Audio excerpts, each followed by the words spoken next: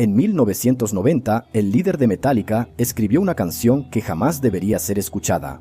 James Hetfield escondió esa obra maestra del público y del resto de la banda bajo llave, porque sabía que revelaba un lado oculto de sí mismo que haría que sus fans lo odiaran para siempre.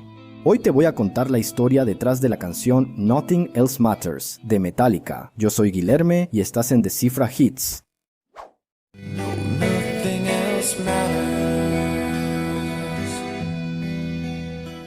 Cuando Nothing Else Matters fue lanzada, los fans no esperaban escuchar esos tranquilos acordes de guitarra acústica, de aquellos que son conocidos como los pioneros del thrash metal. Pero ese cambio en el sonido de la banda tiene una explicación y está en un suspiro de verdadera aflicción y valentía del vocalista James Hetfield.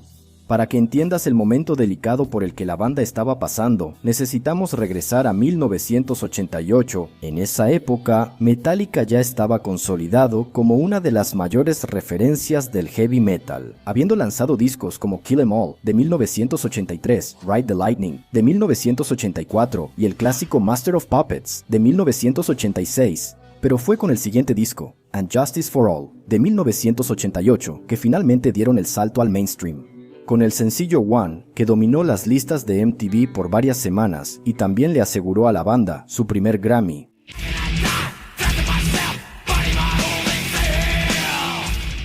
Fue entonces cuando, con la agenda completamente llena, Metallica se embarcó en una extensa y estresante gira que incluso marcó la primera vez que la banda vino aquí a Brasil, pero que también terminó trayendo una carga emocional pesada para todos los integrantes.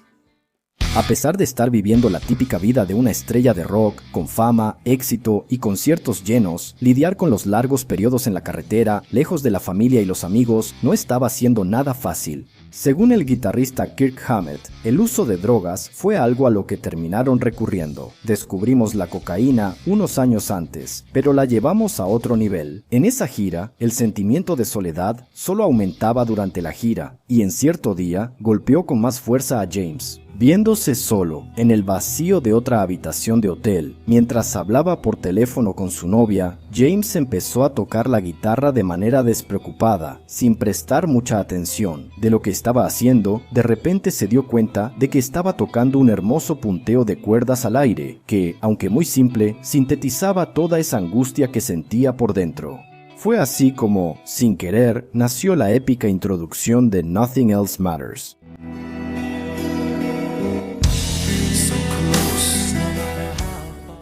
Tan cerca, no importa qué tan lejos, no podría ser más sincero. A partir de ahí, Hetfield fue completando la letra de la canción mientras pasaba por varios cuartos de hotel. A lo largo de la gira, la vida en la carretera pasaba factura. Pero esa nueva canción era como una terapia para él y la forma más sincera que James encontró para expresar lo que le afligía. La nostalgia dolía, pero esa era la vida que él había elegido. Era necesario confiar en sí mismo.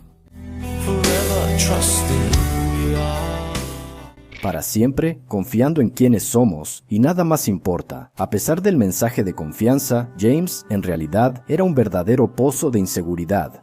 Y le daba vergüenza esa canción, porque revelaba su lado más vulnerable, escondido detrás de esa apariencia seria y dura que todos conocían. No sé si te diste cuenta, pero eso solo refleja un viejo prejuicio que se ha arrastrado durante décadas, de que el hombre no puede reconocer algunas cuestiones que se consideran vulnerables, pero que son fundamentales para el ser humano, como el autocuidado y el amor propio. Pero, para nuestra suerte, eso está cambiando. En Porto Alegre, por ejemplo, la fecha del 28 de febrero ya fue declarada oficialmente como el Día del Amor Propio.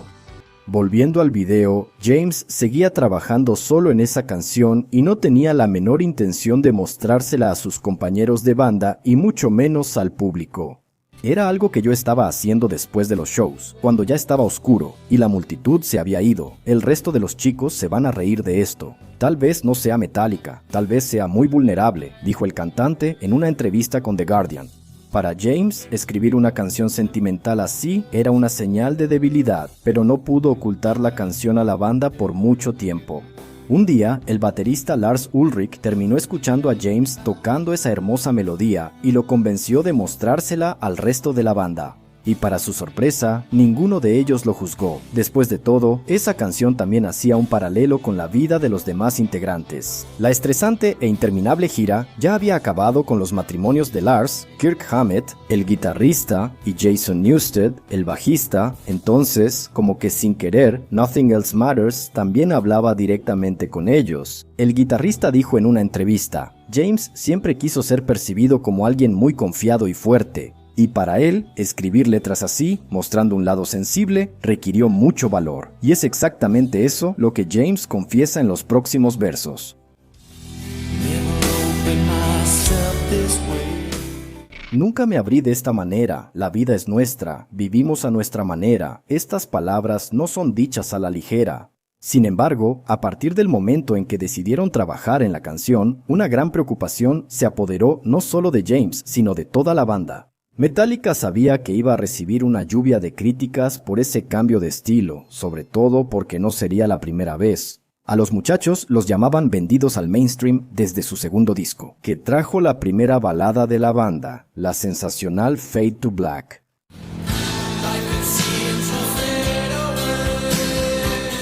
Nothing Else Matters fue un paso aún más alejado del thrash metal, lo que se volvió una pesadilla para sus fans más conservadores. Pero, incluso sabiendo que serían destrozados por los fans y por parte de los medios, ellos sabían que el sentimiento transmitido en Nothing Else Matters era real y que no estaban ahí solo para vender discos. Por eso, estaban dispuestos a enfrentar lo que fuera necesario.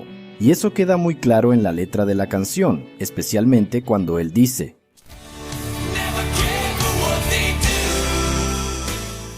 Nunca me importó lo que hacen, nunca me importó lo que saben, pero lo sé, nunca me importó lo que dicen, nunca me importó sus juegos. Y yo sé que todavía faltaba algo en Nothing Else Matters que evidenciara la grandeza de esa obra de arte. Fue ahí cuando el productor Bob Rock decidió agregar un elemento que los alejaría aún más del thrash metal, una orquesta. Para eso, invitaron al compositor Michael Caine, conocido por dirigir la Orquesta Sinfónica de San Francisco, y la colaboración funcionó muy bien.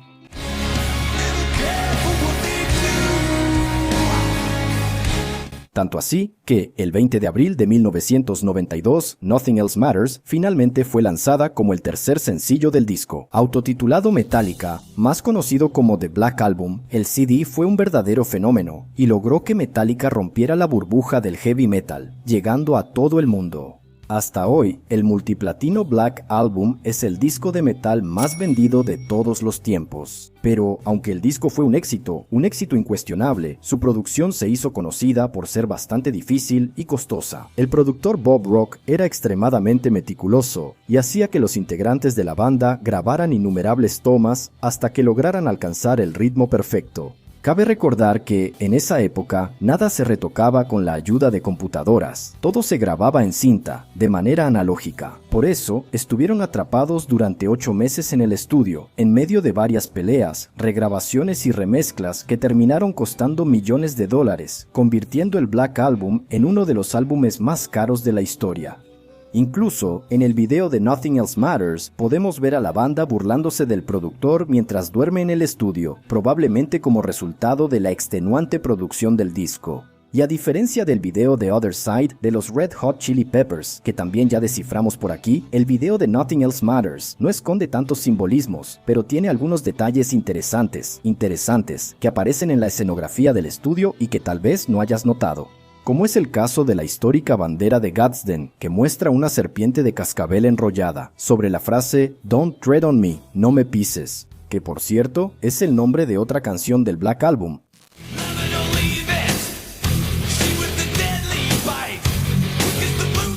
Esa bandera se convirtió en un símbolo revolucionario contra el dominio británico en la Guerra de Independencia de los Estados Unidos, exaltando ideales como la libertad y el individualismo, conceptos que a Metallica le gusta abrazar desde el inicio de su carrera. En esta otra escena, podemos ver el borrador original con la letra de Nothing Else Matters, además de varios recortes de revistas esparcidos por el estudio de grabación. El problema es que la gran mayoría de ellos eran de revistas eróticas, lo que hizo que el videoclip fuera prohibido en la programación diurna de MTV. Otro famoso recorte de revista es la foto de Kip Winger, que aparece sirviendo como blanco de dardos para la diversión de la banda. Puede parecer exagerado, pero esa escena es considerada por muchos como la culpable de destruir la carrera de la banda Winger, una de las bandas más famosas de los años 80 del subgénero llamado glam rock. En esa época había mucho prejuicio contra los grupos de ese estilo. Y esa escena solo muestra lo mucho que Metallica se irritaba con eso, cómo era la música en esa época. Pero Kip Winger dijo que, después de un tiempo, James Hetfield le llamó para disculparse por la broma de mal gusto y que todo quedó bien entre él y Metallica. En otra escena, vemos al guitarrista Kirk saludar a un ex soldado que recauda donaciones para veteranos de guerra discapacitados. Esto representa una fuerte crítica a la banalización de la guerra y sus graves consecuencias. Esta es una temática que Metallica siempre ha explorado en sus letras, desde el principio, en canciones como No Remorse,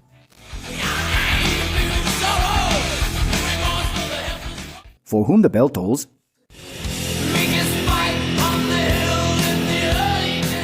y Disposable Heroes.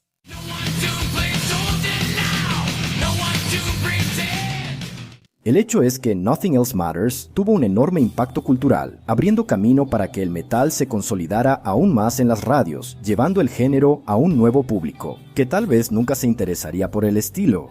A veces, por puro prejuicio o por simple falta de conocimiento, y por causa de ese prejuicio, el mundo casi no conoció esta obra de arte. Algo parecido con lo que pasó con la canción Black de Pearl Jam, que se volvió la pesadilla del vocalista Eddie Vedder y que casi lo hizo salir de la banda.